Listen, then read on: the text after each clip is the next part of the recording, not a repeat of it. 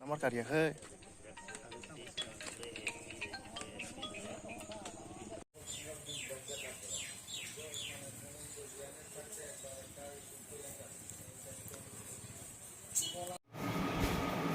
আসরাবে আমি যদি টাইমে লাই সারে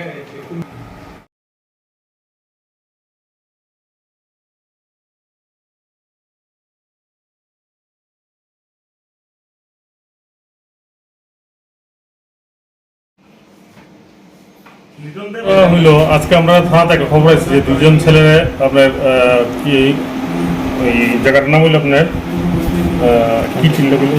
ক্যাম্পটিল্লা একটা জায়গা আছে ওইখানে ভিতরে দুজন ছেলেরা ড্রেন করে রাখছে তারা ড্রাগস বিক্রি করে নাকি পাবলিকে সন্দেহ করছে তখন যথারীতি আমরা খবর পাইছি আমরা গেছি ঘটনাস্থলে গেছে তারা আমরা জিজ্ঞাসাবাদ করছি এবং আশপাশের লোক আসলো তখন তারা পজিশন থেকে